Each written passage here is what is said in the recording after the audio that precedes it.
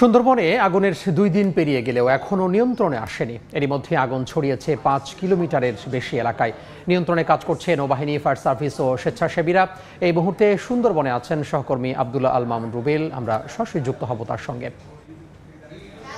Rubel, fire service, নৌবাহিনী এবং অন্যান্য বিমান বাহিনী সহ অন্যান্য সংস্থার প্রায় ৪২ ঘন্টার চেষ্টায় আগুন নিয়ন্ত্রণে এসেছে বলে দাবি করা হচ্ছে ফায়ার সার্ভিস এবং বন বিভাগের পক্ষ থেকে।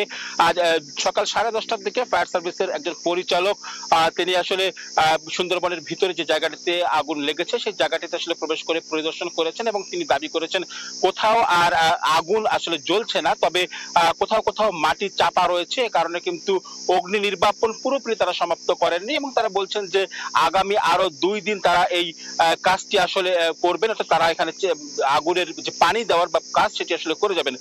অন্যদিকে আজকে সকাল থেকে আমরা নৌবাহিনীকেও দেখেছি, তারা আসলে তারাও সকাল থেকে কাজ করছেন।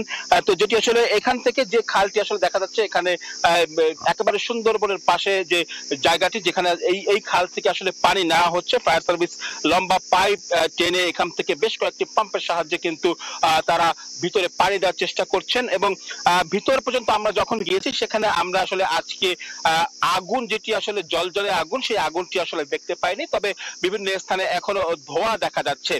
মাটি গরম রয়েছে এবং এসব কারণে কিন্তু আজকে আমরা দেখেছি যে ফায়ার সার্ভিসের কর্মকর্তারা এসে বলেছেন যে এই আগুন যেহেতু নাই, তারা তাই এটাকে আসলে নিয়ন্ত্রণে বলছেন, তবে পুরোপুরি নির্বাপন করতে তাদের আরো 2 দিনের মতো সময় লাগবে। অন্যদিকে কিছুক্ষণ আগে এখানে বন সংরক্ষক যিনি খুলনা অঞ্চলের তিনি এসেছিলেন, তার কাছে জানতে চেয়েছিলাম, তিনিও বলছেন যে আগুন তারা আসলে ফায়ার সার্ভিস যেটা বলছেন তাদের সাথে তারাও একমত, অর্থাৎ আগুন তারা আসলে নিয়ন্ত্রণে বলছেন। তবে বারবার কেন আসলে আগুন লাগছে সেই প্রশ্নের উত্তর যখন করছি, এখন কোন কারণে আসলে আগুন লাগলো সেটি আসলে বলছেন এখানে কিন্তু পরিকল্পিতভাবে ইচ্ছাকৃতভাবে যে আগুন দেওয়ার ঘটনা সেটি কিন্তু বারবার ঘটছে এবং তারা বলছেন যে এটিও সে কারণে হতে পারে এবং এটি তদন্ত করে আসলে দেখার বিষয়। এবং যেখানে আমরা আগুন দেখেছি যে বিক্ষিপ্তভাবে একটির পর একটি বেশ দূরে গাছ হওয়ার কারণে কিন্তু দুর্ঘটনার আগুন এটি আসলে মনে হচ্ছে না বলে সাধারণ মানুষ মনে করছেন।